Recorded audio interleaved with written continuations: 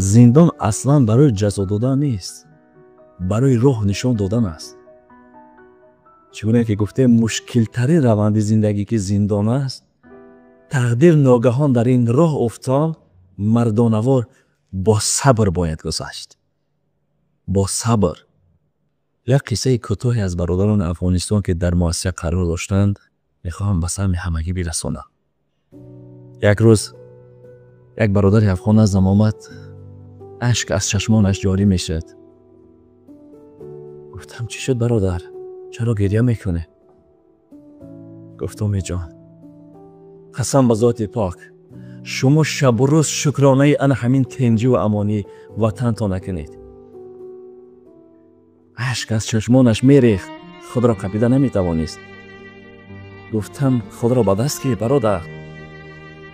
گفت برادر عزیز، 50 سال می شود که ما امن و آسایشتگی را نمیبینیم. دیروز در یک ترکش برادرم را از دست دادم. من شب و روز در خواطر هستم. نان خوردگی برای من زهر گذشته ایستاده است که امروز شاید همسرم، شاید مادرم، شاید فرزندم در یک ترکش دیگر وفات کند. باور کنین این قصه بسیار دردناک است. تصور کنین که این خود در زندان، در وطن بیگانه و در این مصیبت هایی که امروز بالایشان آمده است. در مؤسسه شما بیشتر به قدر کی و چی رسیدید؟ چی از دست دادید و چی به دست آوردید؟ در زندان فهمش و نقطه نظر من دیگر شد. صبر کردن را آموختم. زندان از من عیب و خطاهایم را گرفت و عقل و ادراک به من داد. یکی از درس‌های بیشماری که انسان در زندان می آموزد این است که هر چیز آنطور که باید باشد و آن چیز باید همانطور بود. سختی زندان به ما می آموزد که تنها نیکی‌های آن را در یاد گیریم. من 4 سال حیات خود را در آنجا بخشیدم. ما آنقدر عمر زیادی نداریم که حیات ما در زندان گذرانیم. بخت ورزش بخت نیست. می شود که تمرین ها رو زیاد کرد. امید بود هست. جوانی را نه با تمرین میابی نه با میلیون میخری.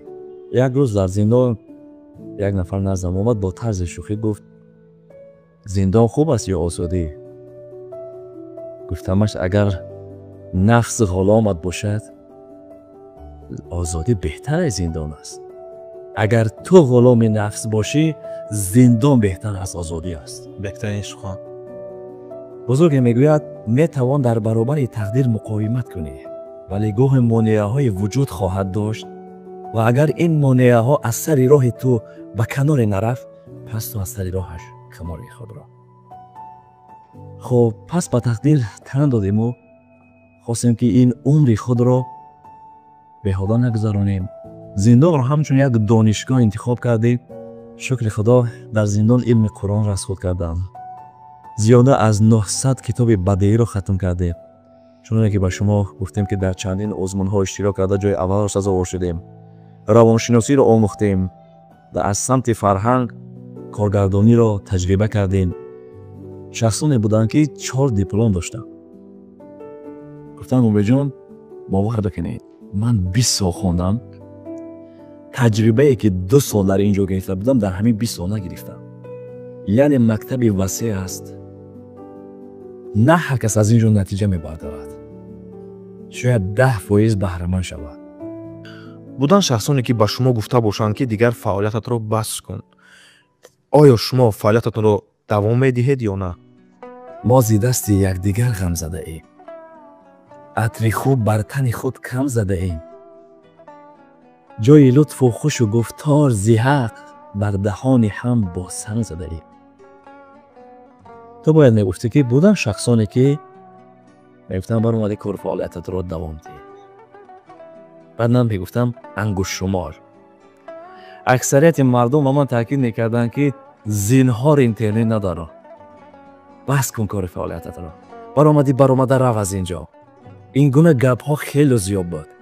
من میدونم که آنها از دلسوزیشان میگفتند. با هستن شخصانی که فکر میکنن حاضر همی خیلی فکر دارن که یک بار بودن از روزگاری محرومش کردن، اینه که برای درس نشد. باور بکن این گپ ها غلط است. ما مردم رو ناامید میکنیم. تصور کنید چندین هزار مردم خطا میکنه، جنایت میکنه، به محبس میروه. یک کس دکتر است، همون را بگه که برآمدی دختری بخت. یک کس معلم است میگه برآمدی معلمی نکه. یک کس صاحبکار است میگه برآمدی صاحبکاری نکه. هر کسی که با هر چیزی که با زندان افتاده است میگن که برآمدی همین کار نکه. این کار غلط است. برعکس اونها در یک جای افتادن که برای اونها تجربه کلام علمی وسیع میگیرن، خود رو اسلام میکنن، آمده باید کارشون دو چند پیش بره.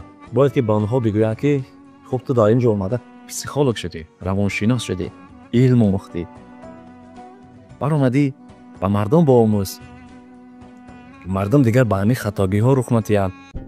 بینندگان عزیز، برای ادامه نوار را دیدن یک لحظه تنفس و ما جلب میکنیم دقت شما را به شرکت ثمرالدین. شخصانی که در شهر مسکو و سنت پترزبورگ قرار دارند و میخواهید که سرحد قزاقستان گذر کنید، تنها به شرکت ثمرالدین مراجعت کنید. این برادران 10 سال تجربه کاری دارند، همه روزه در سفر هستند. خود حاضر به رقم‌هایی که در روی نوار میبینید زنگ زنید، از نام برادرتون صدای می سلام رسانید، به شما کمک میکند. یک اقدام اینه که دیگر داره، شخصانی که یک مرتبه با این برادران سرحد قزاقستان را گذر کردند، بار دوم 1000 روبل تخفیف کرده می شود و یک اقدام دیگری دارند.